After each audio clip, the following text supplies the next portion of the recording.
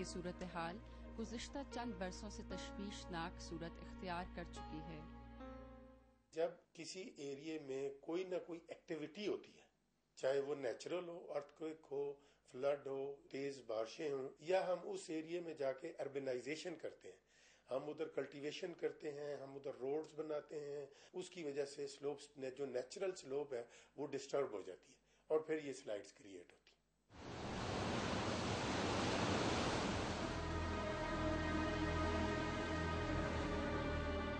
پاکستان کی 1000 کلومیٹر طویل ساحلی پٹی مون سون میں سمندر سے اٹھنے والے طوفانوں کی زد میں رہتی ہے۔ مکران، کراچی، ٹھٹا اور کیٹی بندرگاہ جیسے ساحلی علاقے کسی بھی وقت کسی بڑے سائیکلون سے دوچار ہو سکتے ہیں۔ پاکستان کا کافی بڑا کوسٹل ایریا ہے، آپ کو پتا ہے، جو کہ facing the ocean, Indian ocean ہے، پھر عربین سی ہے، اور پرٹیکولرلی گلف آف عمان کے اندر ایک میں ایکٹیو سبڈکشن زون ہے۔ یہ جو جاوا سماٹرا میں جو سونامی کا ایونٹ ہوا تھا 2004 میں، وہ ایک میجر سبڈکشن زون کے ساتھ ہوا تھا، جو کہ located with in the ocean ہے۔ تو ہمارا جو کوسٹل ایریا ہے اس کے ساتھ جیولوجیکلی اسی طرح کے انوائرمنٹس موجود ہیں جو کہ جاوا اور سماٹرا میں بھی ہیں۔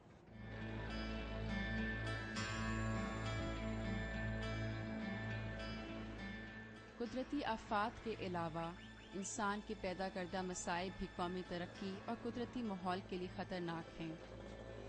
ان میں ٹرانسپورٹ اور صنعتی حادثات، نیوکلیئر تابکاری کا اخراج، سمندری جہازوں سے تیل کا رسنا، شہروں اور جنگلات میں آتش زدگی، امن و امان کی صورتحال اور شہروں کی جانب آبادی کی نقل مکانی وغیرہ شامل ہے۔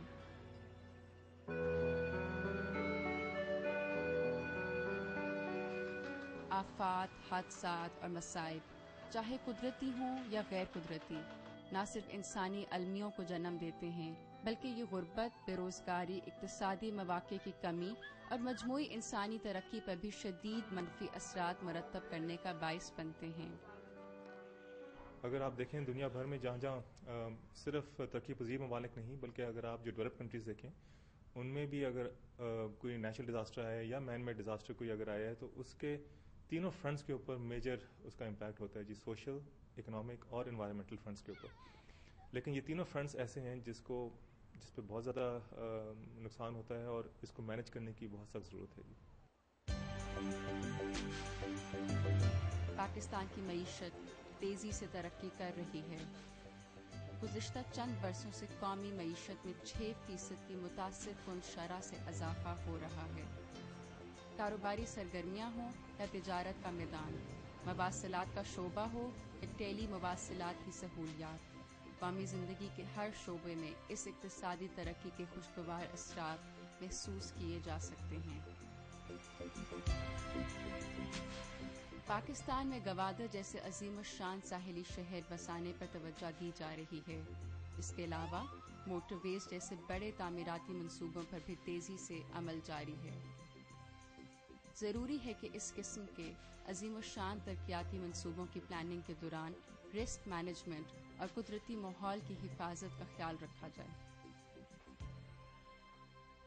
8 اکتوبر 2005 کے زلزلے کے نتیجے میں پاکستان میں ہر سطح پر قدرتی آفات سے بھرپور انداز میں نمٹنے کے رجحان میں اضافہ ہوا ہے۔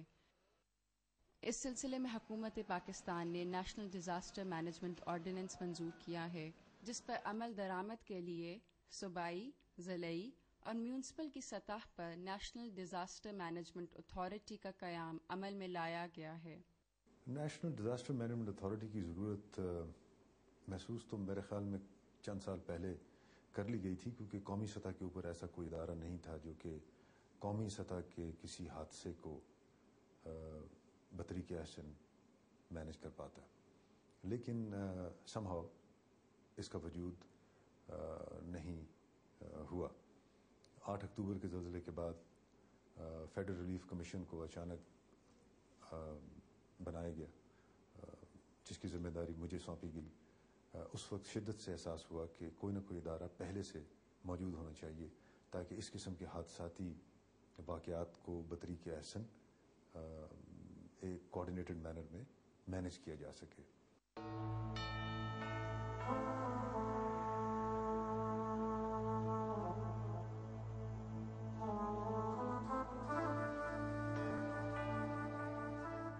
آفات کی صورت میں پاک فوج اور دیگر اداروں نے متاثرین کی فوری امداد اور بحالی کے لیے ہمیشہ بہت اہم کردار ادا کیا ہے۔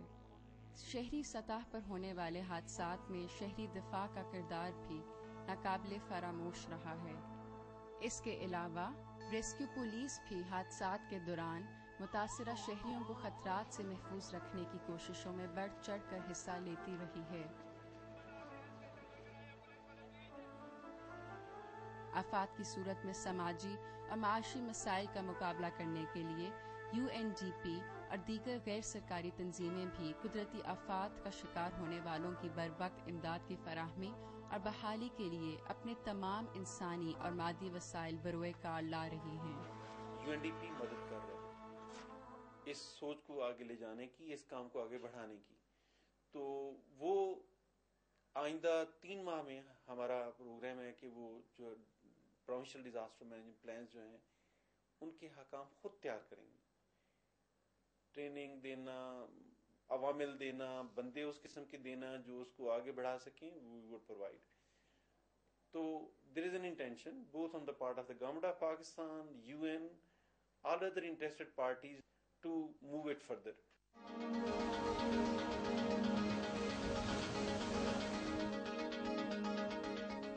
ان تمام بڑے قدرتی اور غیر قدرتی خطرات کا مؤثر مقابلہ اسی صورت میں ہو سکتا ہے جب تمام متعلقہ وفاقی اور صوبائی وزارتیں، تکنیکی اور تحقیقی معاونت فراہم کرنے والے محکمے اور ادارے، میڈیا، انشورنس کمپنیاں، بینکس، اقوام متحدہ کی ایجنسیاں اور شہری زندگی کی نمائندہ غیر سرکاری تنظیمیں باہمی اشتراک کے ساتھ اپنی بہترین کاوشیں بروئے کار لائیں۔